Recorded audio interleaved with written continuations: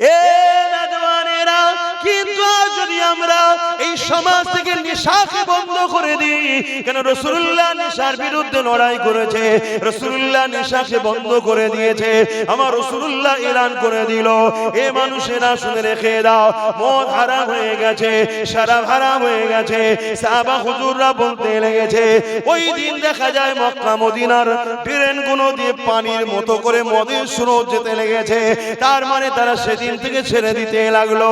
এ যুবকেরা, তরুণেরা, আজ উম্মতে মুহাম্মাদি দাবি করি, আমার রাসূলুল্লাহর মিশন ছিল এই সমাজকে মদ মুক্ত করতে হবে। আজ কোটি কোটি টাকার মদ ব্যাপারী যারা রয়েছে, তারা ইসলামের বিরোধী করতে লেগেছে। কেননা ইসলাম যদি প্রতিষ্ঠিত হয়, ইসলাম যদি আরো বাড়ে, ইসলামের যদি প্রচার থাকে, ইসলাম মদের বিরুদ্ধে, ইসলাম নেশার বিরুদ্ধে, এই জন্য তারা ইসলামের বিরোধী করতে লেগেছে। কিন্তু ইসলাম মদের বিরোধী কেন করেছে? মদ যদি আপনি খান, শরাব যদি আপনি খান, আপনার কিডনি নষ্ট হবে, আপনার লিভার নষ্ট হবে। এই মদের কারণে দেখা যাচ্ছে সমাজে ক্রাইম বেশি হচ্ছে। 100টা যদি ক্রাইম হয়, 80 থেকে 85টা হলো মদের কারণে। 100টা যদি অ্যাক্সিডেন্ট হয়, 80 থেকে 85টা মদের কারণে। 100টা নারীর সংসার যদি তালাক ডিভোর্স পড়ে যায়, সংসারে যদি অশান্তি হয়, এর জন্য 80-85টা মদের কারণ। এ যুবকেরা, এই মদের কারণে সমাজ আজকে ধ্বংস হয়ে যাচ্ছে। উম্মতে মুহাম্মাদি, তোমার আমার দায়িত্ব হলো এই সমাজকে মদ মুক্ত করতে হবে। এই মদের কারণেতে আজ আমাদের কলকাতা তিলোত্তমা বোনটা আজ রেপ শুধু হয়েছে তা নয়, তাকে কি মর্মান্তিকভাবে হত্যা করা হয়েছে, আজও তার বিচার হলো না। এ যুবকেরা, তরুণেরা, বাবেরা, এই মদকে বন্ধ করা উম্মতে মুহাম্মাদি তোমার আমার দায়িত্ব।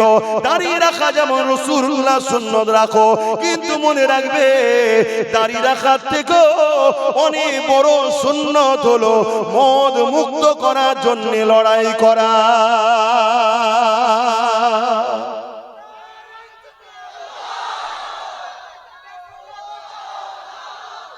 শুনছেন তো? হ্যাঁ, তাহলে প্রত্যেকটা জায়গা থেকে এই আওয়াজ ওঠা দরকার। মদ মুক্ত বাংলা চাই, মদ মুক্ত ভারত চাই, মদ মুক্ত বাংলা চাই, মদ মুক্ত ভারত চাই। কারণ এটা আমার মাতৃভূমি। রাসূল তিনার মাতৃভূমিকে ভালোবেসেছে। মক্কা ছিল রাসূলুল্লাহর মাতৃভূমি, আমাদের মাতৃভূমি ভারতবর্ষ। তাহলে এই ভারতকে মদ মুক্ত করতে হবে, বাংলাকে মদ মুক্ত করতে হবে। এই নিয়ে আওয়াজ শুধু নয়, এই নিয়ে আমাদের চেষ্টা, এই নিয়ে আমাদের সংগ্রাম, এই নিয়ে আমাদের লড়াই দরকার আছে না? হাত তুলে বলা আছে না? নয়, লম্বা করে হাত তোলা আছে না? নয়। কিন্তু তুমি যখন এই কথা শিখাবে, তোমার আমার রাজ্যেরই সরকার এ তো মদ ব্যাপারী, এ তো রেগে যাবে। আমাদের সরকার মদ ব্যাপারী না? মদ ব্যাপারী না? মদ বিক্রি করে না? করে না? গর্ব করে করে বলে যে আমি মদে ফার্স্ট। তাহলে মাতাল সরকার, তাহলে তো আমাদের উপরে খেপে যাবে। কিন্তু বলো, তুমি আমি উম্মতে মুহাম্মাদি দাবি করে মদের বিরুদ্ধে কথা না বলে মাতাল সরকারকে ভোট দিচ্ছি, কিয়ামত দিন নবীর শাফাত পাওয়া যাবে মনে হয়? এবারে আপনার আমার মাথায় কেউ ঢুকাতে পারে এটা তো গণতান্ত্রিক দেশ, এখানে কি করা যাবে? অ্যাকচুয়ালি ব্যাপারটা হলো তারাও সংবিধান পড়ে না আর আপনার সংবিধান জানা নাই। শোনেন, আমি গর্ব করে বলছি আমি ভারতীয়, আমি গর্ব করে বলছি আমার সংবিধানকে আমি ভালোবাসি। কেন? আমার সংবিধান নেশার বিরুদ্ধে। বলুন আলহামদুলিল্লাহ। তাহলে এমন একটা দেশে আমরা বসবাস করছি যে দেশে আমার কোরআন মদের বিরুদ্ধে, আমার রাসূল মদের বিরুদ্ধে, আমার দেশের সংবিধানটা নেশা মদের বিরুদ্ধে। তাহলে মদ বন্ধ হওয়া দরকার আছে না? না। কিন্তু মদটা বন্ধ করতে গেলে হুজুর শুধু ওয়াজ করলে হবে? এখান থেকে ফু দিলে মদ বন্ধ হয়ে যাবে? তার জন্য তাহলে আমাদেরকে তৈরি হতে হবে। আমরা সেই লোকের পাশে দাঁড়াবো, সেই রকম লোক তৈরি করব, তাদের পিছনে সাপোর্ট করে আমরা পাঠাবো। যা আইনের ঘরে যা, ওইখানে গিয়ে বিল পাস কর, মদ মুক্ত বাংলা চাই। এই কথা বুঝে আসছে না? না, এই কথা কাজটা করা বা এই কথাটা বলা কি আব্বাস সিদ্দিকীর ভুল? কথা বলেন, আওয়াজ দেন, আওয়াজ দেন। ভুল? আজকে অনেক হাজি সাহেব আছে আমার কওমের দাবিদার, নাউজুবিল্লাহ, রাত্রিরে কালকে ভোট, আজকে রাত্রিরে বাড়ি বাড়ি মদ শুনছেন? হ্যাঁ, আপনাদের আশপাশেও আছে। আপনি আমাকে শুধু হুজুর ভাবছেন কেন? আমি আরো কিছু জানেন না তো আপনারা? কথা বুঝে আসছে না? নাই তাহলে বলুন, আমার ধর্মের ক্ষতি অন্যজনরা করার সাহস পেচ্ছে কেন? আমার মধ্যে গাদ্দার ঢুকেছে। যেদিন আমাদের সংখ্যা কম ছিল সেদিন বিজয় আমরা লাভ করতাম। আজকে সংখ্যা আমাদের বেড়েছে, আজ আমরা চতুর্দিকে অপমানিত, লাঞ্ছিত, মার খাচ্ছি। কারণ কি? যেদিন সংখ্যা কম ছিল সেদিন আমাদের মধ্যে গাদ্দার ছিল না, আর সংখ্যা বেড়েছে আমাদের মধ্যে গাদ্দার ঢুকে গেছে। যে গাদ্দার গুলো দুনিয়ায় সামান্য পদের জন্য, সামান্য একটু গাড়ি বাড়ির জন্য, সামান্য একটু নিজের নাম হবে এর জন্য ইসলাম বিদ্বেষীদের চামচাগিরি দালালি করে আমাদেরকে পিছন থেকে টেনে রাখে। যদি আমার ছেলে উঠতে চায়, আমার ঘর থেকে কেউ একটু বেরোতে চায়, আমার ঘর থেকে কেউ যদি দাঁড়াতে চায়, তাকে পিছন থেকে টেনে নেয়, হুমকি দেয়, চমকায়, মারে, ধরে। এগুলো হলো আমার জাতের মধ্যে গাদ্দার। কথা মাথায় ঢুকছে না? ঢুকছে না? আজকে সবাই জানে, কিন্তু বড় দুঃখের বিষয়, কে গাদ্দার কে মুনাফিক চিনতে হবে আমাদেরকে। এক, দ্বিতীয় নম্বর, কারো হুমকি চমকানো দেখে ঘাবড়ে গেলে তোমার আমার বাচ্চা কোনো, তাহলে কিন্তু চোখ থাকতো কানা, মুখ থাকতো বুবা, কান থাকতো কালা হয়ে যাবে। কথা শুনছেন? আর আমার আল্লাহ আমাদেরকে যে দুটো কাজ দিয়েছে, ওই দুটো কাজ যদি না করি আল্লাহ ছেড়ে দেবে? আল্লাহ কাজ দিয়েছে তো, অন্যায়কে মিটাও, ন্যায়কে প্রতিষ্ঠিত করো। এবারে একটা প্রশ্ন হতে পারে, ও রব্বি আল্লাহ পাক, আমি অন্যায়ের বিরুদ্ধে বললে অন্যায়কারীরা পুলিশ নিয়ে এসে আমার নামে কেস দেবে। আমি অন্যায় বিরুদ্ধে বললে অন্যায়কারীরা আমার দোকান ভেঙে দেবে। ও রব্বি আল্লাহ, আমি অন্যায়কারীদের বিরুদ্ধে বললে অন্যায়কারীরা আমার টোটো চালানো বন্ধ করে দেবে, অন্যায়কারীরা আমার ঠ্যাং ভেঙে দেবে, অন্যায়কারীরা আমাকে মারবে। এ যুবকেরা, তরুণেরা, এটাই তো আল্লাহ পরীক্ষা তোমাকে নিচ্ছে। তুমি আমি যে বলি আল্লাহ তোমাকে ভালোবাসি, তুমি আমি যে বলি আল্লাহ তোমার জন্য জীবন দিতে পারবো, তুমি আমি যে বলি সব কিছুর আগে আল্লাহ ও রাসূল, এই তোমাকে আমাকে আল্লাহ পরীক্ষা নেবে। পরীক্ষা যদি না বেলাল হুজুরকে নিত, তাহলে আমরা বোঝাতাম কেমন করে আল্লাহ পাকের প্রেমিক যারা হয় তারা কেমন হয়, এই কথা আমরা বুঝাতাম কি করে। নামাজ তো হাজারো লোক পড়ে, রোজা তো হাজারো লোক রাখে, মসজিদ তো দিনকে দিন বেড়েছে, দাড়ি টুপি তো দিনকে দিন বেড়েছে, সব কিছু বাড়ার পরও তুমি আমি আজ লাঞ্ছিত, অপমানিত কেন? একটাই কারণ, যেটা সহজ কাজ ওখানে আমাদেরকে পাওয়া যায়, কিন্তু জঙ্গলকে পরিষ্কার করার সময় তোমাকে আমাকে পাওয়া যায় না। এ যুবকেরা, তরুণেরা, আমার নবী পাকের ইতিহাস শোনো। আল্লাহ নবী, নবী, দয়ার নবী 40 বছর বয়স যখন হলো, নবী আমার নবুয়তের এলান করলে, আনা মুহাম্মদ রাসূলুল্লাহ। দুনিয়া জালিমরা আমার নবী পাকের বিরুদ্ধে লেগে গেল। আমার নবী পাক কি করেছিল? তাদের বিরুদ্ধে সংগ্রাম করেছে, তাদের বিরুদ্ধে লড়াই করেছে। কেন লড়াই করেছে? আল্লাহ জমিনের উপরে অন্যায়কে বন্ধ করতে হবে, আল্লাহ জমিনের উপরে অত্যাচার বন্ধ করতে হবে, আল্লাহ সৃষ্টিকে বাঁচাতে হবে। এই লড়াই রাসূলুল্লাহ করতে লেগেছে। এই লড়াই রাসূলুল্লাহর দান্দা মুবারক শহীদ হয়েছে। এই লড়াই রাসূলুল্লাহ শরীরে খুন পর্যন্ত ঝরেছে। এই লড়াই রাসূলুল্লাহ তায়েফের জমিন অজ্ঞানে পড়েছিল। এ যুবকেরা, তরুণেরা, নামাজ পড়তে যাওয়ার জন্য নবী মার খাইনে, রোজা রাখতে যাওয়ার জন্য নবী মার খাইনে। নবী মার খেয়েছে অন্যায়কে বন্ধ করার জন্য। আর নামাজ নবী কবে এনেছে? নামাজ তো নবী এনেছে 610-এ। কবে জানেন? 570 খ্রিস্টাব্দে নবী দুনিয়ায় এসেছে। 40 বছর পর নবুয়তের ঘোষণা, তার মানে 610 থেকে 11 বছর নবী লড়াই করেছে। পৃথিবীর সমস্ত অন্যায়, অত্যাচার, জুলুম, খুন, খারাপি, দাঙ্গা, ফাসাদ, রাহাজানি বন্ধ করে পৃথিবীর মানুষকে শান্তি দিয়েছে, আজাদ দিয়েছে। তারপরে 11 বছর পর 621 সরি আমার রাসূল মেরাজে গেছে, মেরাজ থেকে নামাজ এনেছে। তাহলে নামাজ যেমন পড়তে হবে পড়েন, কিন্তু নামাজ পড়ে যদি কোন জালিমের সঙ্গে সাবধান, মনে রাখবেন আমার আল্লাহ জালিমের সঙ্গে আপনার হাসর নাসর করবে।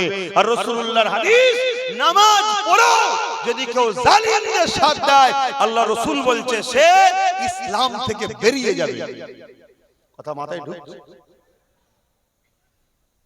আজকে এই জমিনের উপরে কোটি কোটি ইতিম কাঁদছে, এই জমিনের উপরে কোটি কোটি বিধবার ইজ্জতকে লুটা হচ্ছে, এই জমিনের উপরে কোটি কোটি নারী অবহেলিত হচ্ছে।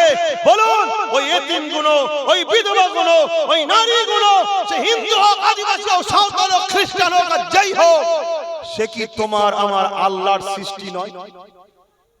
তুমি আল্লাহর সৃষ্টিকে যদি ভালোবাসো তবেই তো আল্লাহর রহমত তুমি পাবে। নামাজ তোমার আমার উপকার আছে, ব্যক্তি জীবনের কল্যাণ। রোজা তোমার আমার উপকার। যেমন মোবাইলে ভাইরাল ঢোকে, সারা 11 মাস খাওয়ার পরে সারা বছর খেয়ে শরীরে অনেক ব্যাড ব্যাকটেরিয়া ঢোকে, ব্যাড ভাইরাস ঢোকে, সেই গুণকে বাইর করার জন্য, শরীরকে আপডেট সুস্থ করার জন্য যেমন অ্যান্টিভাইরাস মারতে হয়, রোজা হলো আমাদের জন্য 1 মাস অ্যান্টিভাইরাস। আল্লাহ মেরে পুরো শরীরকে আপডেট করে ফ্রেশ আবার নতুন করে পাঠিয়ে দেয়। সরে বলুন সুবহানাল্লাহ। তাহলে রোজা তো আমাদের উপকার, কিন্তু রোজা রেখেছো সমাজের কি উপকার হয়েছে? কথা বলছেন না। আচ্ছা, আমি রোজা রাখলে যদি কেউ না রাখে তার উপকার হবে? তার শরীরে চাঙ্গা হবে? এটা যে রাখবে তার কল্যাণ, যে রাখবে তার উপকার। সমাজের কি উপকার হয়েছে বল?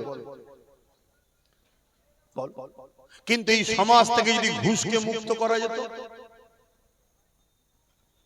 এই সমাজের হাজার হাজার বাপ আছে, মা আছে, গরিব মানুষ, ছেলেটা মেধাযুক্ত, তার পিছনে জমি জায়গা খারাপ বিক্রি করে তাকে পড়িয়েছে, স্বপ্ন আমার বাচ্চা বড় হবে, চাকরি পাবে, উপযুক্ত জায়গায় যাবে, আমরা দাঁড়িয়ে যাব, তার স্বপ্ন চুরমার হয়ে যাচ্ছে এই ঘুষের কারণে।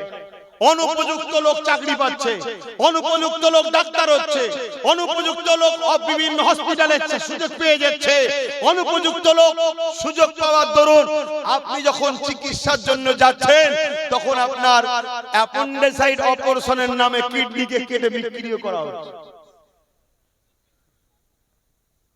কথা ভাবেন, হুজুর এসেছে নামাজের কথা বলবে, এইটাই তো মরণ দশা হয়েছে, এইটাই মরণ দশা হয়েছে। এদের মাথায় হুজুর আসবে, নামাজ রোজা পড়বে, লাখটা বোতল থেকে ফুদেবে চলে যাবে। এসব কথা বুঝাবে কেন? পুরো পৃথিবীর বুকেই তোমাকে আখিরাতের কল্যাণ লুকিয়ে আছে। এই দুনিয়ায় তোমাকে এই বিষয়টার উপর নজর দিতে হবে। আল্লাহ নবী এই দুনিয়ার দুর্নীতিকে মিটিয়েছে, আল্লাহ নবী ঘুষ মুক্ত সমাজ করেছে।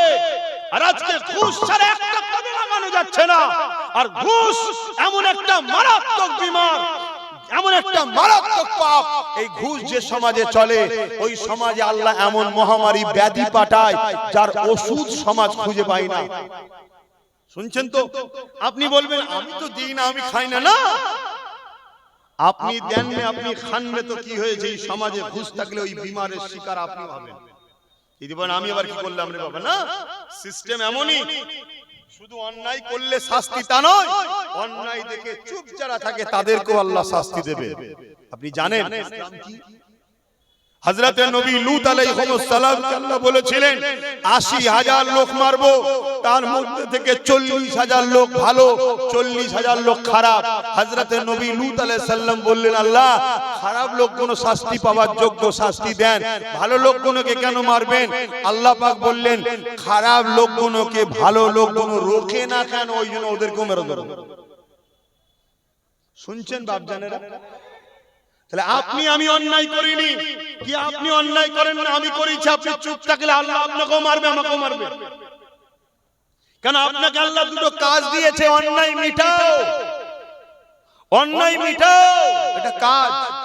আর আজকে তুমি আমি খামোশ হয়ে যাওয়ার দরুন, তুমি আমি আল্লাহ ও রাসূল থেকে সরে যাওয়ার দরুন, তুমি আমি গান ফাংশন যাত্রা দুনিয়ার বিভিন্ন লোভ লালসায় জড়িয়ে থাকার দরুন আজকে জালিমরা মাথা তুলেছে, কখনো আমার বোরখা ধরে টানছে, কখনো কোন বোনের মুখে হিজাব থাকলে, নেকাব থাকলে, বিহারের একজন সিএম হওয়ার পরও সে নেকাবটা ধরে আমার বোনের টানছে। দেখছেন তো? জোরে বলুন। এটা থেকে দেশ অধিকার দিয়েছে, সংবিধান অধিকার দিয়েছে। কেউ পুরো ঢেকে রাখতেও পারে, কেউ পুরো খুলেও থাকতে পারে, দেশ থেকে অধিকার দিয়েছে। আমরা সবাই রাজ্যের দেশের মধ্যে আছি, কিন্তু একটা রাজ্যের সিএম সে একজনের মুখের কাপড় ধরে, নেকাব ধরে টানছে। এটা ভাবতে হবে এই জাতিকে। তোমার আমার ঘুমিয়ে থাকার দরুন তোমার আমার বোনের মুখের কাপড়কে প্রকাশ্যে একটা রাজ্যের সিএম ধরে টানছে, তাহলে আগামী দিনটা কি ভয়ানক দিন আসতে চলেছে তুমি আমি জাগো। তোমার আমার বাংলাতেও অনেক স্কুলে হিজাব পরে যাওয়ার দরুন তোমার আমার বোনকে স্কুলে ঢুকতে দেওয়া হচ্ছে না। তোমার আমার বোনকে তারা উলঙ্গ দেখতে চাইছে, তারা তোমার আমার বোনকে কোরআন সুন্নাহ বিরোধী দেখতে চাইছে। তাহলে একদিকে কোরআন সুন্নাহ মানতে গেলে স্কুলে ঢুকতে পারবে না, আর স্কুলে ঢুকলে জান্নাতে যেতে পারবে না। এই বিচখানে দাঁড়িয়ে থেকে এই যুব সমাজকে প্রশ্ন করছি, দেশ যখন রাইট দিয়েছে যে যেভাবে থাকতে পারে, তাহলে এদের অধিকার কে দিল তোমার আমার পছন্দের উপরে আঘাত দিবার? একটাই কারণ, তুমি আমি ঘুমোচ্ছি তাই এরা এই অধিকারটা পেয়েছে। আমার কথা বুঝছো তো ভাইরা? আমার যুবকরা বুঝছো তো? আজ হয়তো আমার কথা পছন্দ না হতে পারে, কিন্তু মনে রেখে দিও, গত 8 বছর ধরে বলছিলাম যে তোমার আমার অকাত যাচ্ছে। আজকে গেছে তো নাকি?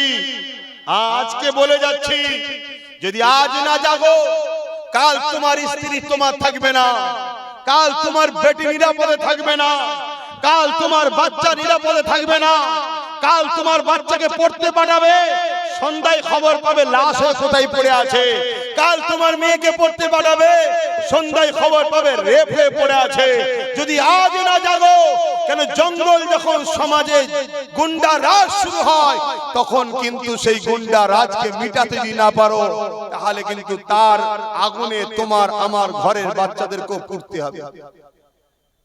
আজকে তোমার আমার ঘুমিয়ে থাকার দরুন আজকে এই ভারত পশ্চিম বাংলার তোমার আমার এই পাশে, এই কথা প্রায় বলেছি, আজও বলছি, অসুবিধা আছে? এই পাশে ভাটপাড়াতে বিজেপির নেতা অর্জুন সিং সে বলছে ইসলামে নাকি রেপ করাটা খারাপ কাজ নয়। বলুন নাউজুবিল্লাহ। ইসলামে রেপ করা ভালো? এই ইসলামে রেপ করা ভালো? ইসলাম রেপ করতে বলেছে? তাহলে এই মেসেজটা তোমার আমার পিছনে কোটি কোটি অমুসলিম ভাইদের কাছে যাচ্ছে না, যায় না? বলো বলো বলো। যদি এর শাস্তি না হয়, তার মানে কথাটা বাস্তব প্রমাণ হলো। অন্যায় করলে তো শাস্তি হবে নাকি? আমার কথা মাথায় ঢুকছে তো নাকি? তাহলে কালকে তুমি যখন কোন জায়গায় ঠেলালে কোন মুসলিম এলাকায় ঢুকবে, অমুসলিম এলাকায় ঢুকবে, কেরা নাই মুসলমান, ওদের মাথায় ঢুকবে এদের রেপ করা ভালো কাজ, এই এলাকায় খবর দেখবি নাই, মেরে মেরে মেরেই ফেলবে। এই শুনছেন তো নাকি? তুমি ট্রেনে উঠবে, কালকে লোক স্ট্রাইক করবে, এই মুসলমানদের ঘরে ট্রেনে উঠতে দেওয়া হবে না, এরা রেপ করে, এরা রেপ করা ভালো কাজ এদের। এই কথা শুনছেন? তুমি জানো না তোমার পিছনে কি প্ল্যান হচ্ছে? সাপ দেখলেই মারো না মারো? জোরে বলো, সাপ দেখলে কি করো? বলো বলো। সারা দিতে হবে, একা চিল্লালে হবে না। সাপ দেখলে কি করো? কেন মারো? এই কি করি সাপ দেখলে? এই বাচ্চাদের ঘরে জিজ্ঞেস করি কি করি? একটু একটু ছেলে জানিস মারতে হয়? তাহলে ছোট্টবেলা থেকে এদেরকে ব্রেনে ঢুকিয়েছি আমরা যে সাপ মারার জিনিস। কেন? ও ক্ষতিকারক, তাই তো? এই দেখেন বাচ্চাগুলো বলছে মারি। তোমার আমার পিছনে কোটি কোটি লোককে ছোটবেলা থেকে ব্রেনে ঢুকানো হচ্ছে, আজ থেকে 60 70 80 বছর ধরে। মুসলমান মানে এদেরকে মেরে দিতে হয়, এরা খারাপ জিনিস। না হয় 60 70 বছরে মুরব্বিকে টেনে ধরে গালে চড় মারে একটা মেয়ে, কেন মারছে? তার মেন্টালিটিতে সেটিং হয়েছে মুসলমানকে মেরে দিতে হয়, মুসলমানকে শেষ করে দিতে হয়। যেমন সাপ দেখলে মারতে হয়, তোমার আমার ব্রেন তেমন মুসলমানকে দেখে মারো, এই প্ল্যানটা তৈরি হচ্ছে, অলরেডি হয়ে গেছে।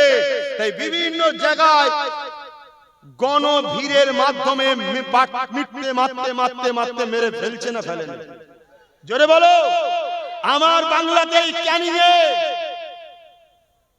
নিশ্চয়ই সোশ্যাল মিডিয়ায় দেখেছো, সিসি ক্যামেরায় ধরা পড়েছে। সে বেঁচে ছিল, তারপরও তার পায়ে দড়ি বেঁধে টানতে টানতে পাকা রাস্তার উপর দিয়ে লিয়ে গিয়ে তাকে মেরে ফেলা হলো।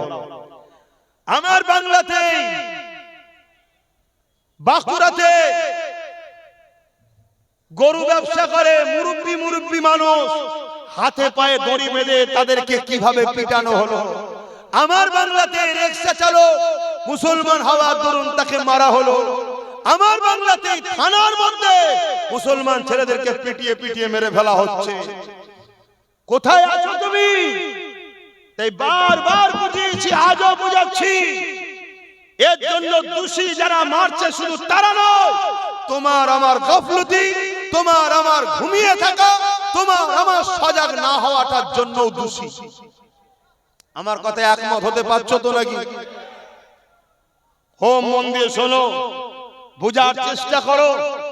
আজকে অর্জুন সিং বলছে ইসলামে নাকি রেপ করাটা খারাপ কাজ নয়।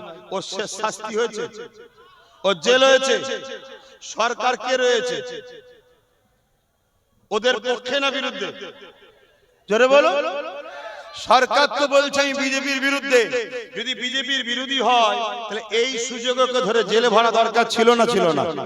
এত লোক কেস করলো তারপরেও ধরলো? জোরে বলো। ধরে নে।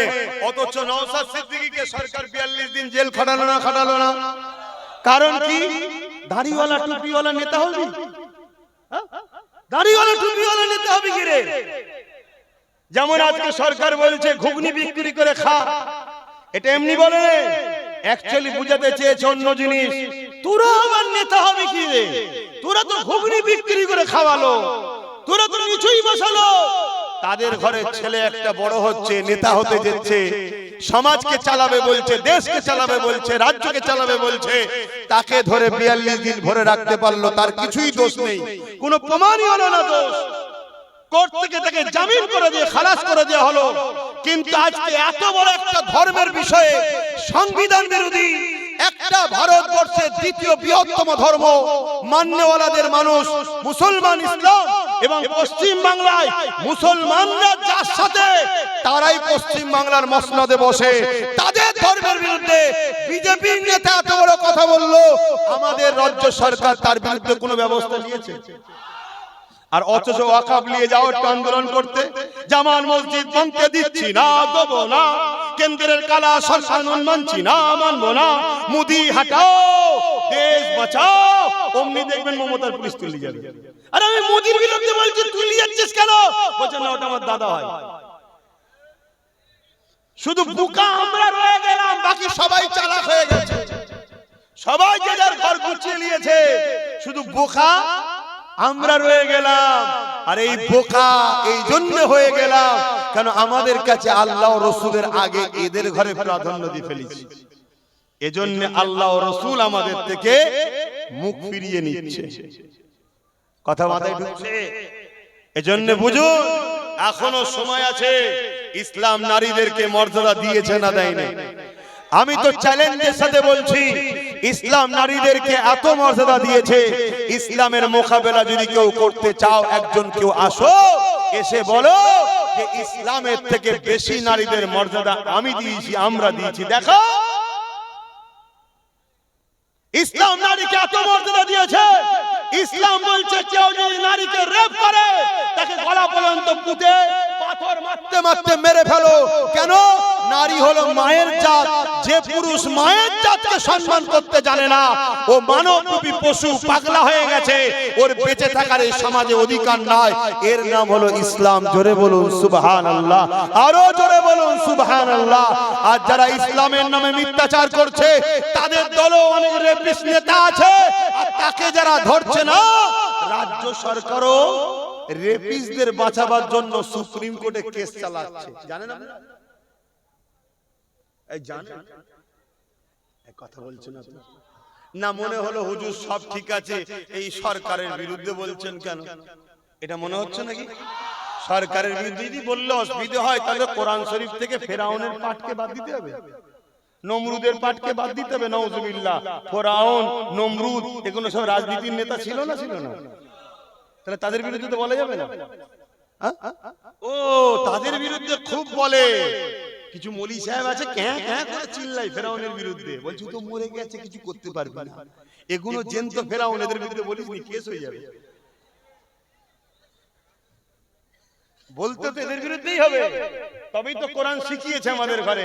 কোরআন তো আমাদের জন্য রাস্তা দেখাচ্ছে যে আগে এই ঘটনা ঘটেছে, আবার এজিদ আসবে, তোমরা যদি হোসাইনি হও এজিদের সাথ দিও না।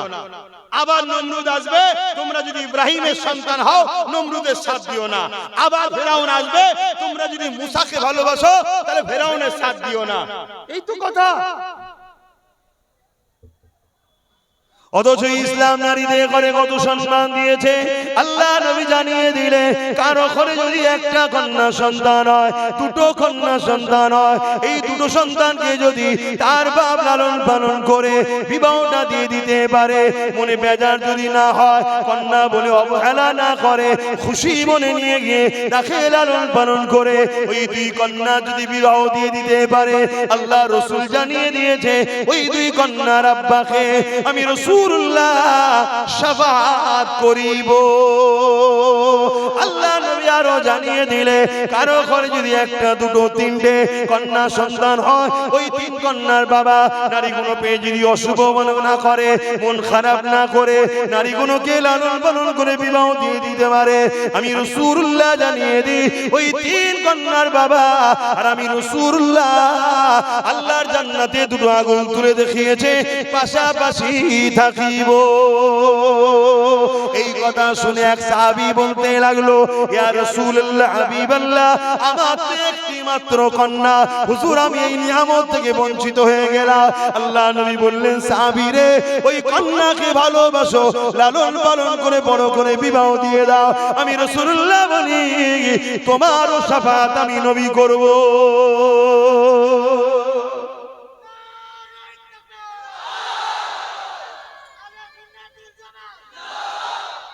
আজকে আমাদের ঘুমানোর জন্য, আমাদের ইসলাম থেকে দূরত্ব হওয়ার দরুন আজকে যে যা খুশি ইসলামের বিরুদ্ধে বলে নিচ্ছে। শুনছে, আজকে আবার কেন্দ্র সরকার একটা আইন তৈরি করেছে 2025-এ, ওয়াকফ কালা কানুন। শুনেছেন তো নাকি?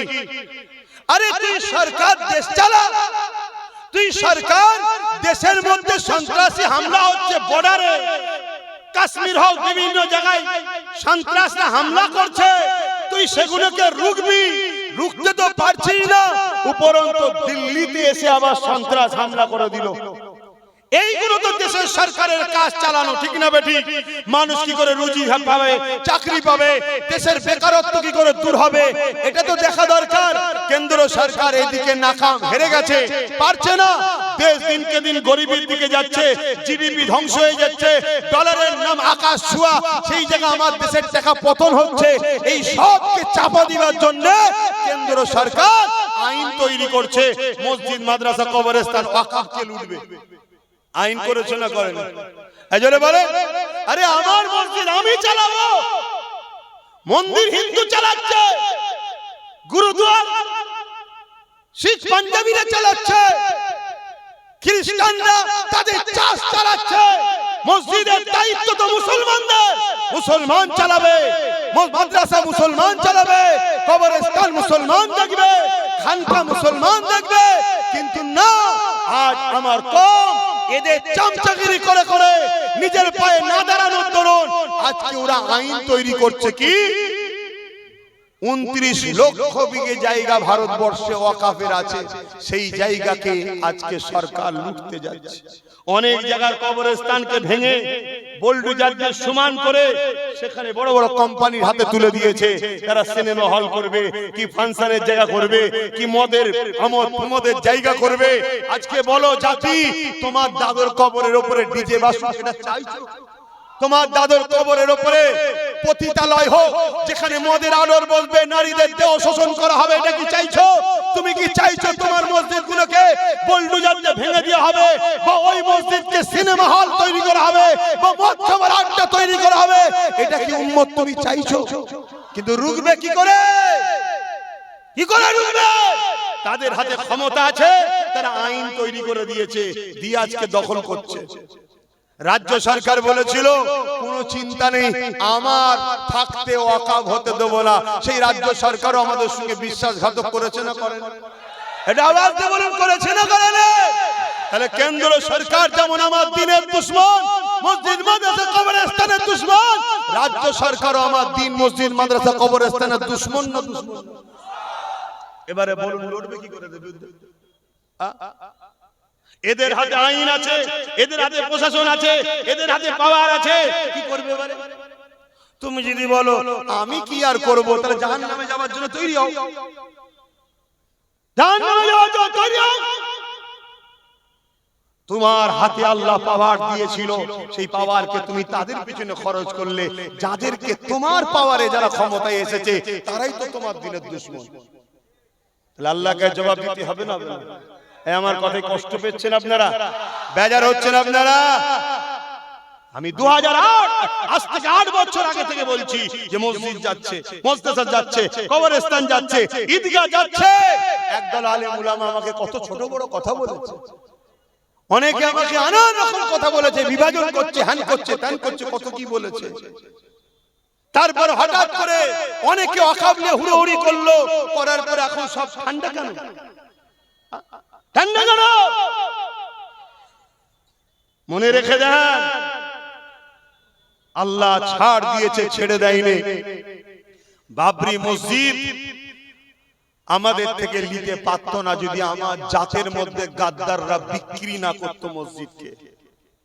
তো ওয়াকফ এদের ক্ষমতা নেই আমাদের থেকে ছিনিয়ে নিতে পারে। এই আইনটা তৈরি হওয়ার পিছনেও আমাদের মধ্যে গাদ্দাররা লুকিয়ে আছে এদের সাথে। আগামী দিন আল্লাহর ঘর, মসজিদ, মাদ্রাসাকে বাঁচাবার জন্য আমাদের ঘরে লড়াইয়ের দরকার আছে না? না। কারা জান মাল দিয়ে লড়াই করতে রাজি আছেন? হাত তুলে সাক্ষী দেন। হাত লম্বা করে তোলে, লম্বা করে হাত তুলে রাখেন। এবার একটু ডায়ে বায়ে দেখেন কেউ হাত তুলতে বাকি আছে কি, একটু দেখে নেন, দেখে নেন। কেন মুনাফিক চিনতে হবে, গাদ্দার চিনা দরকার। যে ওয়াকফের পক্ষে নয়, মসজিদ মাদ্রাসার পক্ষে নয়, তারা কি আমাদের হতে পারে? জনগণ হতে পারে? যে ওয়াকফের পক্ষে, মসজিদ মাদ্রাসার পক্ষে, তারা আমাদের, ঠিক না বেটি? তাই আওয়াজ দিয়ে বলুন নারে তাকবীর, নারে দিবেন দ্বীন ইসলাম, দ্বীন ইসলাম, কোরআন ও সুন্নাহ, কোরআন ও সুন্নাহ। ওয়াকফের দুশমনেরা, ওয়াকফের দুশমনেরা, ওয়াকফের দুশমনেরা, কেন্দ্রের জালিম সরকার মুর্দাবাদ, নারে তাকবীর। তাহলে বলুন এই লড়াই হবে না? হবে না। কিন্তু এই লড়াইয়ে হাতে লাঠি দরকার আছে না? না। লাঠি হিসেবে কাকে নেবে? একটু মন দিয়ে শোনো, বলবো, অসুবিধা হচ্ছে না তো? আমি আব্বাস সিদ্দিকী ধর্ম প্রচার করি, ধর্মগুরু, দিনের প্রচার করি। আমি আব্বাস সিদ্দিকী নলেজ সিটি চালাই, মাদ্রাসা চালাই। আপনি কি করেন? ইমামতি করে। আপনি ইমামতি করে, আপনি ইমামতি করে। কিন্তু আমাদেরকে আপনারা মানেন না? মানেন না? আমি হুজুর নাই নেতা হতে পারিনি, ক্যান্ডিডেট, ইনি নাই ইমাম হচ্ছে না, উনি নাই হচ্ছে না, ইনি নাই হচ্ছে না। কিন্তু আমাদের কি দায়িত্ব নয় যে এই যুবক ছেলেগুলোকে বুঝানো যে বাবা তোরা দোয়াও করছি, সাথেও আছি? দরকার আছে না? নাই। আজকে যখন কেন্দ্র সরকার মাদ্রাসা মসজিদের দুশমন, রাজ্য সরকারও দুশমন না? দুশমন নয়? এই দুজনের বিরুদ্ধে লড়াই করে আর একজন নবী বংশের আওলাদ যখন ওয়াকফকে বাঁচাবার জন্য সুপ্রিম কোর্টে মামলা চালাচ্ছে, আজও যে তোমার কবরস্থান রক্ষায় আছে, ওই তার মামলা চলছে, তাই সুপ্রিম কোর্টে এখনো কেসটা আছে, তাই এখনো লড়াইয়ের জায়গা রয়েছে। এই জায়গায় দাঁড়িয়ে থেকে যে মসজিদ মাদ্রাসা ওয়াকফের জন্য লড়ছে, একজন ধর্মগুরু হিসাবে ধর্ম প্রচারক হিসাবে কওমের মানুষকে বলা দরকার, তার সাথ দেওয়া দরকার আছে না না? আওয়াজ বলা আছে না না? তার নাম হলো নওশাদ সিদ্দিকী। আজকে সে লড়ছে ওয়াকাফের জন্য আন্দোলন করতে গিয়ে তার ভালোবাসার মানুষগুলো জেলে গেছে, সে নিজেও জেলে গেছে, তাকে এই মমতা সরকার জেলে দিয়েছে। আজকে কেন্দ্র ও রাজ্য সরকার যখন মসজিদ মাদ্রাসার বিরুদ্ধে, সেই জায়গায় যখন নওশাদ লড়ছে ওয়াকাফের হয়ে, তার সাথ করা দিতে রাজি আছেন? হাত তুলে দেখান, হাত লম্বা করে তোলে। এ আল্লাহকে সাক্ষী রেখে বলছে 5,000-এ বিক্রি হবেন না তো, 10,000-এ বিক্রি হবেন না তো, যদি হন কি খোদার গজবটা হবে সেটাও শুনে রাখেন। আল্লাহ তোমারে পড়বেন আর একটা গজব হবে। কি গজব শুনবেন না? এই যে বিহারে ভোট হয়ে গেল না, বিহারে এনারা হুজুর মানুষ, আমরা হুজুর মানুষ নাই, রাজনীতি জানি না, বুঝি না, ছেড়ে দাও। কিন্তু এইটুকু তো বুঝি যে আমার মসজিদের দুশমন তার সাথে নয়, যে পক্ষে তার সাথে, এইটুকু তো বুঝি। আর এখানে আর একটা কথা বলে যায়, ভাই যার হুজুর তার কাছে, যার আমির তার কাছে, যার শায়েখ তার কাছে, যার হযরত তার কাছে, মসজিদ কিন্তু আমাদের সবার। এখন যদি জুজিয়াত মাসলা নিয়ে তুমি আমি ঝগড়া করি, মনে রেখে দিও মসজিদ থাকবে না। কোথায় হাত বাঁধবে ওটা পরে ঝগড়া হবে। টুপিটা কি পড়বে ওটা পরের কথা, কল্লা থাকলে টুপি লাগাবে, কল্লাই রাখবে না বলছে, টুপি লাগাবি কোথায়? শুনছেন তো নাকি? অতএব যার হুজুর তার, যেমন আমরা দাদা হুজুরকে মানি, আমি বলবো না তোরা দাদা হুজুরে চলাই, আর তোমরাও বলবে না আমাদের ঘরে দাওয়াত দলে আয়। এখানে লড়াই একটাই, মসজিদটা ফুরফুরাওয়ালাদেরও, মসজিদ তবলিগ দেওবন্দি বেরেলি সবার মসজিদ, ঠিক না বেঠিক? অতএব মসজিদ সবার, কবরস্থানে ফুরফুরাওয়ালারও লাশ আছে আর সবার লাশ আছে, বাঁচাতে এখন সবাইকে। তারপরে যে যার দল করছো করকে যাও, যে জানলে থাকবে যাও। আমাদের মধ্যে জুজিয়াত মাসলার লড়াই ছিল, আছে, কিতাবই থাকবে। এটা একটা ইসলামের খুবসুরাত। এই লড়াই আছে বলেই তো আমরা কিতাব মুতালা করি, এই লড়াই আছে বলে তো কিতাব পড়ি আমরা, না কিতাব পড়তাম না। কথা মাথায় ঢুকছে না, ঢোকে না? কিন্তু সেটা কিতাবই লড়াই, সেটা কিতাবই লড়াই। দাঁড়িয়ে সালাম না বসে সালাম, ওটা কিতাবই লড়াই। কিন্তু আমরা দাঁড়িয়ে দিই, বসে ওনাদের ঘরে আহলে সুন্নাত ওয়াল জামাতরা ফতোয়া দেয় না যে ওরা বেঈমান হয়ে গেছে, ফতোয়া দিয়েছে। কিন্তু এখন এই বসা দ্বারা লড়াই করতে গিয়ে নামাজ পড়ার জায়গা থাকবে না, কবরস্থান দিতে পারবে না, মরলে পোড়াতে হবে। তাহলে এই জায়গায় দাঁড়িয়ে থেকে আমি নওশাদের পক্ষে সাথ দিয়েছি, আপনারাও দিচ্ছেন, এই কথা বলা কি অন্যায় করলাম? আমার আর একটা ভিডিও খুব বাজারে চলছে, আমি বলেছি মমতাকে ভোট দিলে ঈমান থাকবে না। শুনেছেন আপনারা? এই কেউ শুনেছেন কি? এটা নিয়ে খুব সমালোচনা হচ্ছে চারিদিকে। আবার একটা লোকে, একজন বয়স্ক মুরব্বির সাথে আমার বক্তব্যটাকে কেটে সেটিং করেছে। তিনি বলছে ভোট দেওয়া যাবে, আর আমি বলছি দিলে ঈমান চলে যাবে। দিয়ে সমাজে ছড়াচ্ছে, কার কথা মানবো বলো? ও ফজকে, মানে আমি ফজকে, ইনি মুরব্বি, কথা বুঝছেন? আমি মুরব্বির জুতোকে মাথায় রাখি, কিন্তু মুরব্বি যেদিন কথা বলেছিল সেই দিন কিন্তু রাজ্য সরকার বিশ্বাসঘাতক করেনি। মুরব্বি যেদিন বলেছিল সেদিন রাজ্য সরকার বলেছিল 10,000 মাদ্রাসা দেবো, সেদিন বলেছিল ডবল ডবল চাকরি হবে, ফুলপুরায় রেল হবে, উন্নয়ন পরিষদ হবে। এই শুনছেন তো নাকি? কিন্তু মুখোশ খুলে যে এখন শয়তানের পেতনি মুখ বেরিয়ে পড়েছে। এখন মুরব্বি বলছে কি, জিজ্ঞেস করো। শুনছেন তো নাকি? শোনো, শরিয়াত কারো বাপের নয়, কোন পীর পীরজাদা আমির হযরত শায়েখের শরিয়াত নয়। শরিয়াত হলো আমিনা লালের। জোরে বলুন সুবহানাল্লাহ, আরো জোরে বলুন সুবহানাল্লাহ। ইসলাম দাঁড়িয়ে আছে দুটো জিনিসের উপরে, কিতাবুল্লাহ আর হাবিবুল্লাহ। কিতাবুল্লাহ আর হাবিবুল্লাহ, এই দুটো থেকেই রস বার হয়েছে ইজমা ও কিয়াস। কথা বুঝে আসছে? কিতাবুল্লাহ আর হাবিবুল্লাহ ছাড়া কারো কথা ইসলামে চলবে না, মনে থাকবে তো নাকি? কিন্তু মুরব্বি যখন বলেছিল তখন তো আমরাও ভালোবেসেছিলাম। এই যে এখানে বসে আছে আজকে যারা বলছে যে না একে ভোট দেওয়া যাবে না, তারা এক সময় ভোট দিয়েছে। সত্যি করে বলেন, ভুল বলছি? দিয়েছে। তবে আমি, ও এত ভিড় আমার ঘাড়ে পড়ে যাচ্ছিস কেন রে বাবা? মুরব্বি লোক আছে, শুনছেন তো নাকি? কথা বলতে না, এখন নামাজ হবে। তাহলে আমি কিন্তু কোনোদিন দিইনি, ভিন্ন কথা। কিন্তু কথা হচ্ছে আজকে ধরুন একজন মুসলমান এসে আপনাকে সালাম দিল, আপনি উত্তর দেবেন? এক কথা বলেন, কালকে যদি সেই ইসলাম ছেড়ে দেয় সালাম দেয় আর উত্তর দেবেন না? তাহলে আজকে যখন সে বলেছিল ভালো কাজ করবো আর করবো, হিংসা করবো, হোটা করবো, আমরা সাথ দেবো, স্বাভাবিক। অন্যায় কি আছে রে বাবা? ভালো কিন্তু ভালো বলতে হবে। কিন্তু যখন তার পেতনি মুখ বেরিয়ে পড়েছে, আর সাথ দেওয়া যাবে? কথা বলুন, দেওয়া যাবে? মাথায় রাখবেন। তা আমি এই জন্য বলেছিলাম, আচ্ছা আমি বলিনি, প্রথম কথা আমি বলেছি রাসূলুল্লাহর হাদিস বলেছি, একটু বলবো না থাকবে? 10 মিনিট বলি, কি বলছি বলি নাকি? কারা কারা শুনতে চাইছেন একটু হাত তুলে সাক্ষী দেন, একটু মুহাব্বতের তাকবীর দেন। নারে তাকবীর, নারে দিবে, হাত তুলে বলুন লাব্বাইক। আপনারা বলবেন ইয়া রাসূলুল্লাহ, লাব্বাইক লাব্বাইক লাব্বাইক লাব্বাইক লাব্বাইক ইয়া রাসূলুল্লাহ।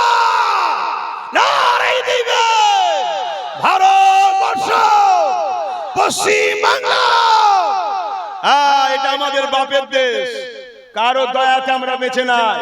এটা আমাদের বাপ আদম আলাইহিস সালামের দেশ। জোরে বলুন সুবহানাল্লাহ। তো ভাইরা আমার একটু বলবো, অ্যাকচুয়ালি রাসূলুল্লাহর হাদিস বলেছি, আল্লাহ নবী বলছেন, মন দিয়ে শোনেন, মুসলিম শরীফ। হাদিসটা কোথায়? কিছু বলছেন নাকি? কিছু বলবেন? 8:30 নামাজ, ঠিক আছে, অনেক টাইম তখন 8:30।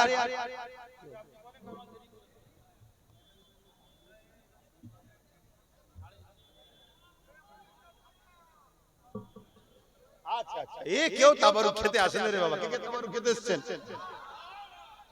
কে কে তাবারুক খেতে এসেছেন? যারা তাবারুক খেতে এসেছেন হাত তোলেন, তাদের কি তাবারুক দেওয়া হবে? আর যারা হাত তুলবেন না, দেওয়া হবে না। তাবারুক খাবেন? তাবারুক খাবেন, কোন মন খাবার কি? এই সেদিন বোম্বাই গত পরশুদিন ছিলাম, গতকালকেই তো এলাম। ও বেচারীরাও আইডিয়ার ফেল হয়ে গেছে, কথা বুঝে আসছে। মন খারাপ তো কেউ করে না, মন খারাপের ব্যাপার নেই। ও মোস্তফা জানে রহমতের গোলামকে দেখলেই এরা খুশি হয়ে যায়, আলহামদুলিল্লাহ। আর আমি তোমাদেরকেও বলে যাচ্ছি, নবীর গোলাম হও, নবীর গোলাম হও, নবীর গোলাম হও। নবীর গোলামের দাম বাড়ে, কমে না। জোরে বলুন সুবহানাল্লাহ। যেদিন বেলাল হুজুর ইদর উদর বিক্রি হয়েছিল, যেদিন মোহাম্মদ রসুল বেলালকে খরিদ করলেন, সেদিন বেলাল কাবার মাথায় উঠে আজান দিবারও পাওয়ার পেল। জোরে বলুন সুবহানাল্লাহ। আরে 850 বছর হয়ে গেল, হিন্দুস্তানের বাদশাহ গরিবে নওয়াজ 800 বছর হয়ে গেল দুনিয়া থেকে আখিরাতের রাস্তায় রওনা দিয়েছে। আজও তার শান দেখো, আজও তার বাদশাহী দেখো। নেতা কেতা, মুসলিম অমুসলিম, খেলোয়াড় থেকে শুরু করে কেউ বাদ দেয়নি। হাতটাকে আমার দেশের প্রধানমন্ত্রীও পার বছরে চাদর পাঠায়, বাবা তোফা পাঠালাম। একটাই কারণ, মোহাম্মদ রসুলের গোলাম ছিল। জোরে বলুন সুবহানাল্লাহ। বাকি সব জায়গায় দাম কমে যায়, বুড়ো হলে দাম কমে যায়, খেলোয়াড় পুরাতন হলে দাম কমে যায়, গায়ক বয়স হলে গাইতে পারে না, দাম কমে যায়। একমাত্র রাসূলুল্লাহর গোলামের দাম বাড়ে। যত আলেমরা পুরাতন হয়, যে আলেমরা নবীর গোলাম যত পুরাতন হয়, আগে হাতে মুসাফা করতে, এখন কদম মুসিও করে। কেন? নবীর গোলামের বয়স বাড়ছে, বয়স বাড়লে দাম বাড়বে। তোমাদেরকেও বলবো, একটা জায়গা যেখানে গোলামি করাটাও নসিবের ব্যাপার, সবার কপালে হয় না। তো যাক, আমি কি বলেছিলাম একটু বলে যাই। মিশকাত শরীফের হাদিস মন দিয়ে শুনবেন, আমার রাসূলুল্লাহর কথা বলছি। উম্মত, পাপ করেছো, গুনাহ করেছো, দাড়ি চেয়েছো, প্যান্ট শার্ট পরেছো, সিনেমা দেখেছো, যাত্রায় গেছো, ফাংশনে গেছো, আরো ইত্যাদি ইত্যাদি, আরো পাপ করে ফেলেছো, মদ খেয়েছো, জিনা করেছো, এখনো দরজা খোলা আছে, তওবা করো, আল্লাহ মাফ করবেন। জোরে বলুন সুবহানাল্লাহ। কিন্তু মনে রেখে দিও, রাসূলের দ্বীনের যদি দুশমন হও বা দুশমনের শক্তিশালী করো, মাফ নাই। তার দলিলটা শুনুন। আল্লাহ রাসূল বললেন, মুসলিম শরীফের হাদিস, অন্যায় দেখলে হাত দিয়ে রোকো। বলুন, অন্যায় দেখলে হাত দিয়ে রোকো। যদি হাতে রুখতে না পারো, মুখ দিয়ে প্রতিবাদ করো। যদি মুখ দিয়ে প্রতিবাদ করতে না পারো, অন্তর থেকে ঘৃণা করে দূরে সরে যাও। আর অন্তর থেকে ঘৃণা করে দূরে সরে যাওয়ার নমুনাটা রাসূল বলছেন বড় দুর্বল ঈমান। ঈমান আছে কিন্তু দুর্বল। শুনছেন, এ ক্যাটাগরির প্রথম স্তরের ঈমান কি? অন্যায় দেখলে হাত দে রোকো। আমাদের আল্লাহ হাতে পাওয়ার দিয়েছে না দেয় না? এজরে বলেন, আমরা যে কোনো সময় যে কোনো অন্যায়কারীকে চেঞ্জ করে দিতে পারি না, কিন্তু ঠিক জায়গায় যদি কাজে না লাগায় আগামী দিন ওটা ওই পাওয়ারটা আল্লাহ কেড়ে নেবে না? জোরে বলুন। দুটো চোখ দিয়েছে আল্লাহ, দেখার পরেও যদি কানা হয়ে ঘোরো, এর চোখ আল্লাহ কেড়ে নিতে পারে না? তাহলে আল্লাহ একটা পাওয়ার দিয়েছে, সেই পাওয়ারকে কাজে লাগাচ্ছ না, তাহলে কেড়ে নিতে পারে না? জালিমের মাথায় বুদ্ধি দিবে, জালিম ডিভোটার করে দেবে। কথা মাথায় ঢুকছো? হ্যাঁ, বুঝো। যেমন বিগত কোন সরকার বলেছিল মাদ্রাসায় জঙ্গি তৈরি হয়, আমরা তার জবাব দিয়েছি না দিইনি? জোরে বলেন। আমরা জবাব দিয়েছি, তাই আমাদেরকে ঘাবড়ে এখনো সম্মান করছে, ঠিক না? অতএব যে জুলুম করবে তাকে জবাব দিতে হবে। অন্যায় দেখলে হাত দিয়ে রোকো, যদি হাতে রুখতে না পারি মুখ দিয়ে প্রতিবাদ করো, মুখ দিয়ে প্রতিবাদ করতে না পারে অন্তর থেকে ঘৃণা করো। তা না করে কেউ যদি সেই জুলুমটাকে সাথ দেয়, তার ঈমান থাকবে? উদাহরণস্বরূপ কেন্দ্র সরকার ওয়াকফ আইন করছে মসজিদ মাদ্রাসার পক্ষে না বিরুদ্ধে? এটা অন্যায় না অন্যায় নয়? তাহলে এর বিরুদ্ধে হাত দিয়ে লড়তে হবে না? যদি হাতে ক্ষমতা না থাকে মুখ দিয়ে প্রতিবাদের দরকার আছে না নাই? যদি মুখে না থাকে অন্তর থেকে ঘৃণা করে দূরে সরে যাওয়া দরকার আছে না নাই? তা না করে কোনো মুসলমান যদি কেন্দ্র সরকারকে ভোট দেয়, তার ঈমান আছে? আমি এটা প্রথম বলি, সেটাকে কেটে বাদ দিয়ে দিয়েছে, এটা দেয় না। কেন? চিটিংবাজরা আপনাদের কাছে আমাকে খারাপ করতে চাইছে। শুনছেন তো? আপনাদের কাছে প্রমাণ করতে চাইছে আব্বাস সিদ্দিকী বিজেপির বিরুদ্ধে নয়, বিজেপির পক্ষে। তাহলে এইটাতে দিলে তো প্রমাণ হয়ে যাবে আব্বাস তো প্রথম বিজেপির বিরুদ্ধে বলেছে। তাহলে ওটা দেয়নি, ওটাকে বাদ দিয়ে দিয়েছে। তারপরে আমি কি বলেছি? কেন্দ্র সরকারের বিরুদ্ধে লড়বো, আর রাজ্য সরকার বলবে দিল্লি চলে যাও। তাহলে রাজ্য সরকার অন্যায় করলো না ঠিক করলো? তাহলে এর বিরুদ্ধে হাত দিয়ে লড়তে হবে না? যদি হাত দিয়ে লড়তে না পারি, তাহলে মুখ দিয়ে প্রতিবাদের দরকার আছে না নাই? তা না করতে পারে অন্তর থেকে ঘৃণার দরকার আছে না নাই? তা না করে কেউ যদি একেও ভোট দেয়, ঈমান থাকবে? কেন এও মসজিদ মাদ্রাসার বিরুদ্ধে না বিরুদ্ধে নয়? বোলডুজার যে দুর্গাপুরে মাদ্রাসা ভেঙেছে না ভাঙেনি? রাজ্য সরকার বলেছে না বলেনি যে মসজিদ কি বলে রাস্তার কুকুরের বাচ্চাকে মিড ডে মিল দেবো, মাদ্রাসার বাচ্চাদেরকে মিড ডে মিল দেবো না? রাজ্য সরকার বলেছে না বলেনি? তাহলে মাদ্রাসার বাচ্চাদের ঘরে কুকুরের বাচ্চার থেকে যারা খারাপ নিচই না ভাই, তারা অন্যায় করলো না ঠিক? রাসূলের হাদিস অন্যায় দেখলে হাত দিয়ে রোকো নাই, মুখ দিয়ে প্রতিবাদ করে না, অন্তর থেকে দূরে সরে ঘৃণা করে সরে যাও। শুনছেন? রাজ্য সরকার বলেছে কোরআন শেষ হয়ে যাবে, আমার উন্নয়ন শেষ হবে, যে বলেছে না বলেনি? আপনারা কে কে মানেন কোরআন শেষ হয়ে যাবে? কোরআন শেষ হয়ে যাবে কেউ মানেন? এই জোরে বলেন কোরআন শেষ হবে। এ জাহান্নামী মরে কুকুর হয়ে ঢুকে যাবে, কিন্তু কোরআন শেষ, কোরআন শেষ। জোরে বলেন কোরআন শেষ।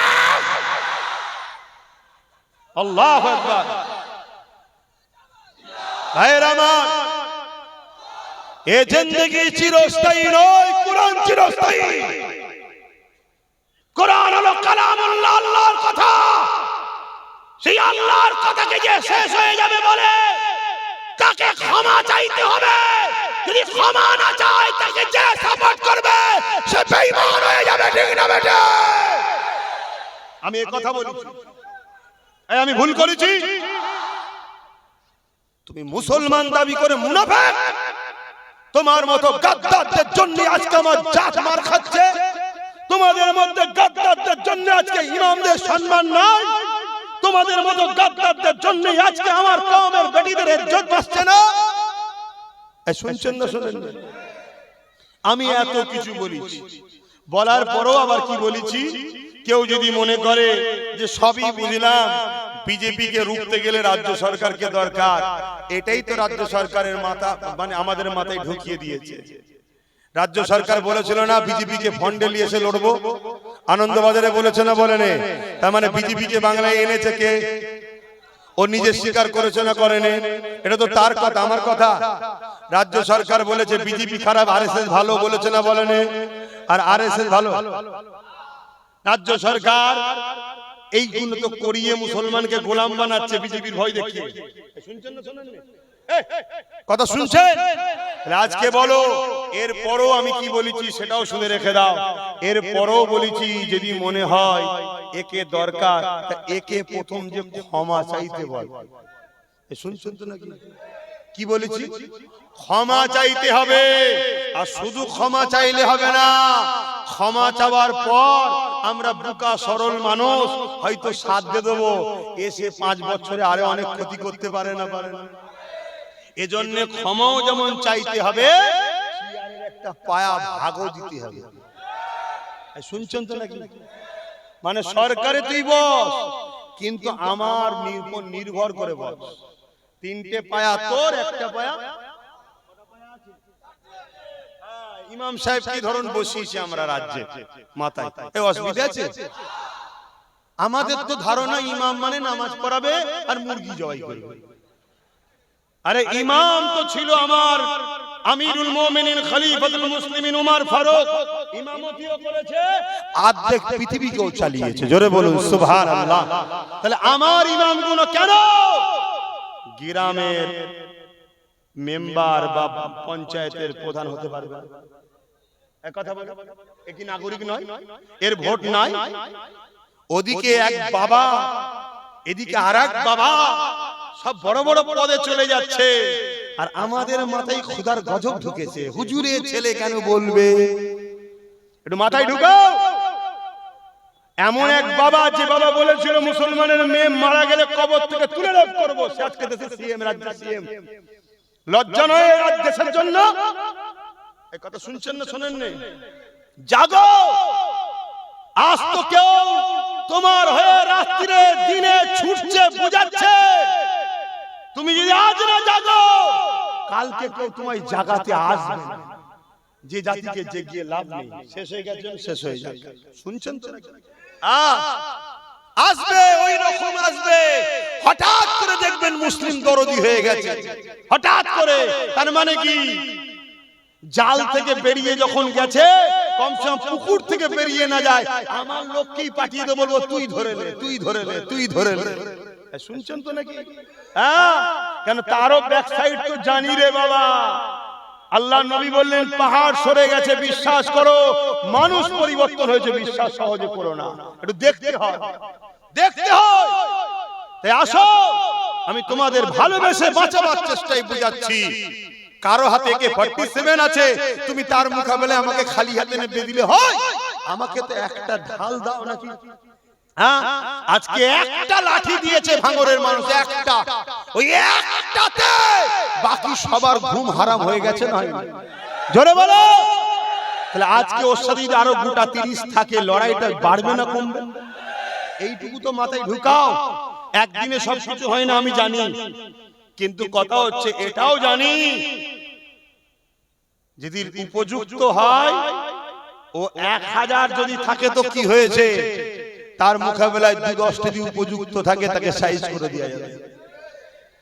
তো উদাহরণ হিসাবে বলছি, শেষ কথা আপনাদেরকে জাগাবার জন্য বলছি, খারাপ নেবেন না তো। একটা বাঘ বাচ্চা জন্ম দিয়েছে, দিবার পরে বেচারি বাঘটা মারা গেছে। বাঘের বাচ্চাটা কোথায় যাবে, এদিক ওদিক করতে করতে জঙ্গল থেকে বেরিয়ে পড়েছে, আর জঙ্গলের পাশে একটা ছাগল তার বাচ্চাকে লালন পালন করছিল। ওই বাঘটা এখন ওই ছাগলের পালে ঢুকে গেছে, তার সাথে সাথে ঘরে চলে গেছে। ছাগল বাচ্চাগুলো তার মায়ের মাঠে দুধ খায়, বাঘ বাচ্চাটাও খায়। এইভাবে বড় হচ্ছে, বড় হচ্ছে, বড় হচ্ছে, বড় হচ্ছে। আর ছাগল বাচ্চাদের বড় হলে কি হয়, শিং দিয়ে গুঁতোয়।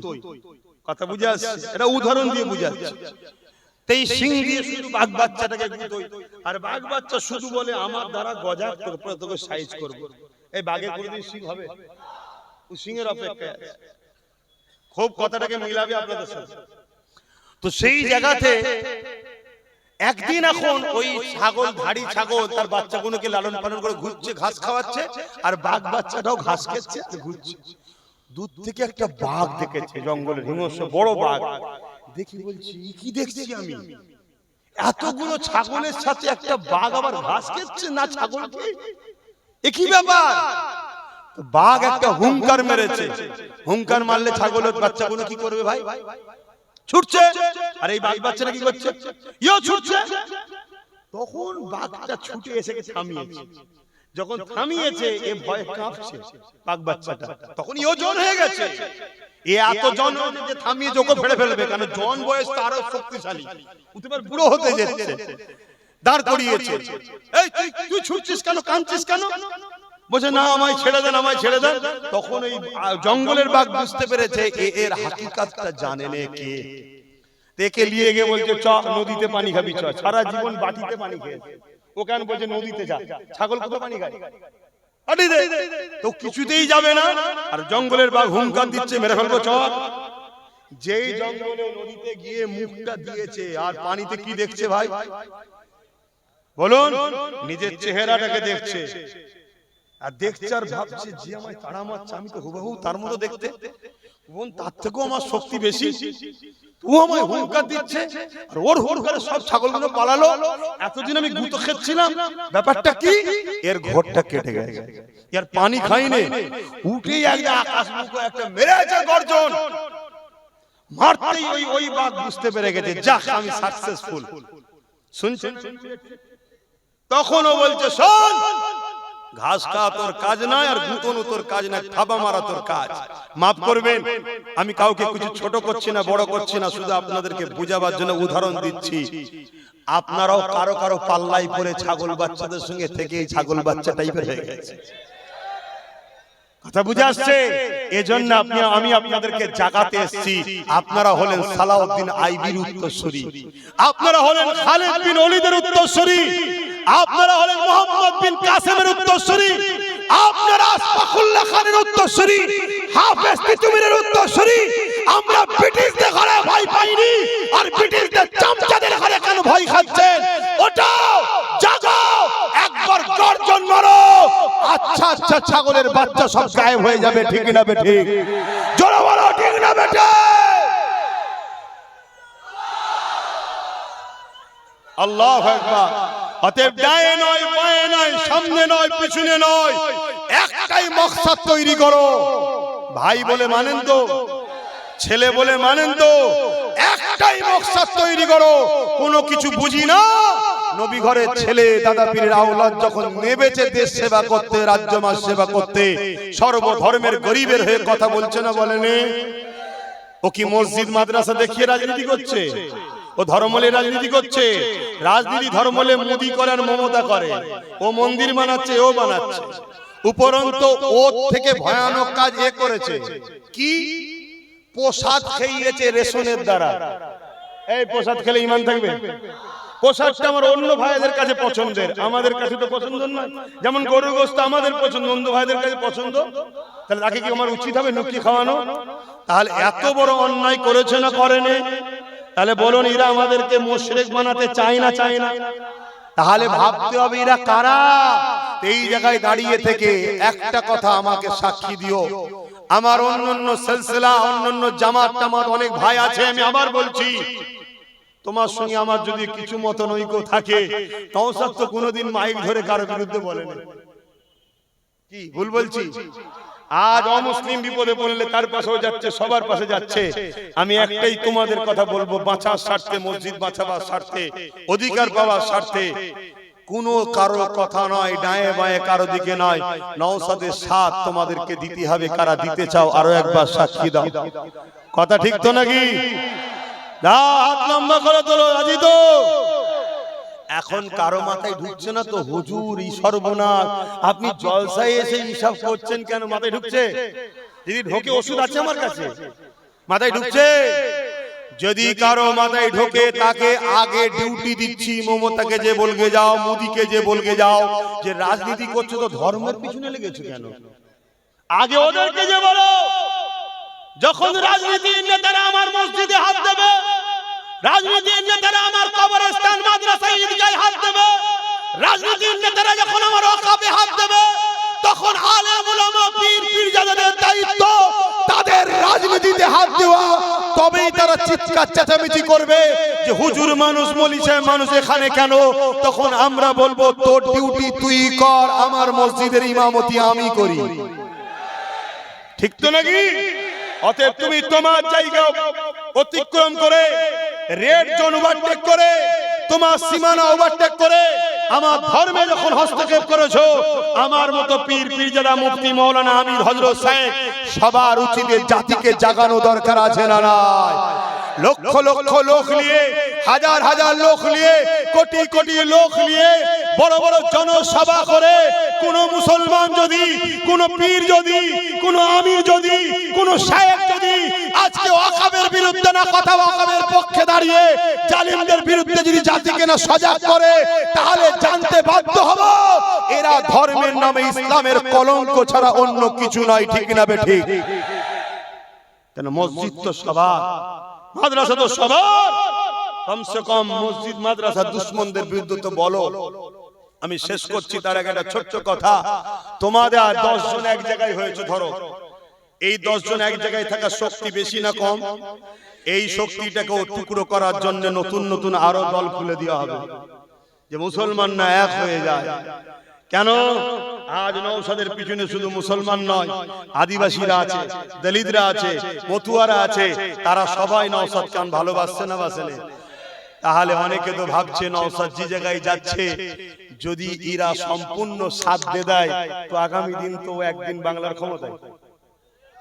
এই কথা বুঝছেন না? বুঝেন না? এই জন্য চাইবে টুকরো করে দাও, টুকরো করে দাও। আর টুকরো যদি হয়, নওশাদের কিছু ক্ষতি নয়, ক্ষতি কাদের? ভাবতে হবে, ভাবো ভাবো। এবং প্রত্যেকটা দলের যারা নেতৃত্ব দিচ্ছেন, ধর্মীয় ইমাম, আলেম, আমির, শায়েখ, হযরত, আপনারা আমার সঙ্গে যদি কথা নাও বলতে চান, নওশাদের সঙ্গে কথা বলুন। ডেট দরকার হয় আমি করিয়ে দেবো, কথা বলুন। আপনারা ডাইরেক্ট কথা বলুন, আপনাদের কি প্রয়োজন আছে, কি লাগবে, কি আছে, কি চাইছেন, কথা বলুন। কথা বুঝে আসছে না? না কেন? আমরা যদি এক না হয়, আগামী দিন আমাদের মসজিদের চিহ্ন মিটিয়ে দেবে, মাদ্রাসা মিটিয়ে দেবে, এদের টার্গেট ইসলামকে মুছে দেবো। কথা বুঝে আসছে না? না এই জন্য কথা কোনো বললাম, কেউ কথা কষ্ট পেলেন, কেউ ব্যথা পেলেন? এখন আমার শেষ কথা, একটুখানি সালাম দেবো, সালাম দেবো। আমরা দাঁড়িয়ে দিই, কেউ যদি বসে দেয় তার বিরুদ্ধে আমরা ফতোয়া দিই না। শুনছেন তো নাকি? এটা প্রেমের ব্যাপার, এটা মসলার ব্যাপার নয়। ইয়া নবী সালাম।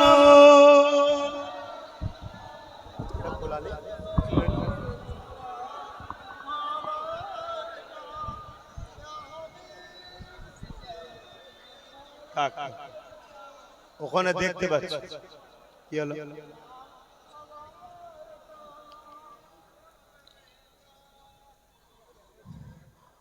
তালাআল বাদরু আলাইনা মিন শানিয়াতিল ওয়াদাই ওয়াজাবা শুকরা আলাইনা মাদা লিল্লাহ আহিদাই। ইয়া নবী সালাম, ইয়া রাসূল সালাম, ইয়া হাবিব।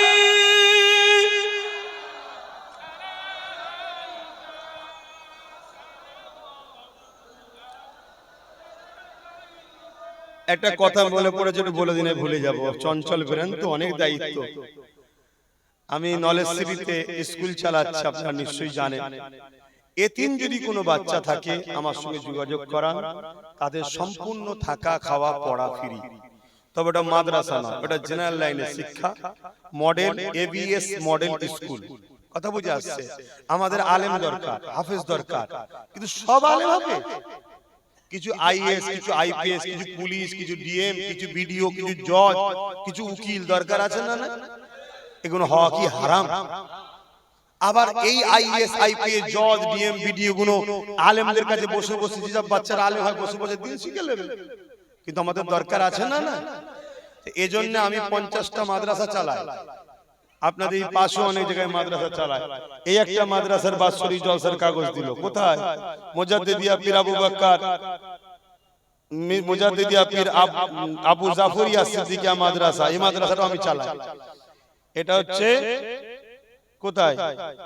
গোবর্ধনপুর, কলিযুগ গোবর্ধনপুর, চেনেন? ওখানে জলসা আছে, ছেলেরা দাওয়াত দিচ্ছে 22শে পৌষ, আপনাদের সবাইকে দাওয়াত দিচ্ছে। কখন আমার টাইম? যাক, ছেলেরা দাওয়াত দিচ্ছে, তো এরকম মাদ্রাসাও চালায়। কিন্তু এই মডেল স্কুলটা করেছি 2027-এ ইংলিশ মিডিয়াম স্কুল করব, তারপরে ল কলেজ করব, ইঞ্জিনিয়ারিং কলেজ করব। এটা টার্গেট। আপনারা দোয়া করছেন তো? আল্লাহ কবুল করুন, আল্লাহুম্মা আমিন। 3 দিন ইসলে যখন যাবেন তখন গিয়ে দেখবেন। তো সেই জায়গায় আমি যে মেসেজটা দিচ্ছি, যাদের পড়াশোনা করার আগ্রহ আছে, ছেলেপুলে অনেক ভর্তি হচ্ছে, কিন্তু বিশেষ করে এতিম বাচ্চা যারা, তাদের কেউ নেই, সেই ছেলেগুলোকে যদি আমি পড়িয়ে উচ্চ শিক্ষায় শিক্ষিত করতে পারি, তাদের লাইফ তৈরি হয়ে যাবে। তাই আপনাদের জানাশোনা থাকে, একটু আমার সঙ্গে যোগাযোগটা করাবেন। এটা একটা মহান নেকির কাজ। তার থাকা, তার খাওয়া, তার পড়াশোনা, তার জামা কাপড় সবকিছু তার চাচা দেবে, আব্বাস সিদ্দিকী দেবে, আমি খরচ করে পড়াবো। কথা বুঝে আসছে? তুমি যদি আমার ভাই হও, তার আব্বা যদি আমার সমবয়স্ক হয়, আমার ভাই হয়। আজকে তার বাপ চলে গেছে, তো কি হয়েছে, তার ভাই তো আছে, যোগাযোগ করিয়ে। এটা একটা মহান কাজ। কিন্তু আসেন সালাম আরো একবার পড়িয়া নবী সালাম, ইয়া রাসূল সালাম, ইয়া হাবিব সালাম, সালাওয়াতুল্লাহ। আসেন গায়ে গায়ে বসেন, দোয়া চাওয়া হবে, নামাজের ব্যাপার আছে, সকলে বসেন। বালাগাল উলা বিকামালিহি, কাসাবাত তুজা বিজামালিহি, হাসানাত জামিউ কুসালিহি।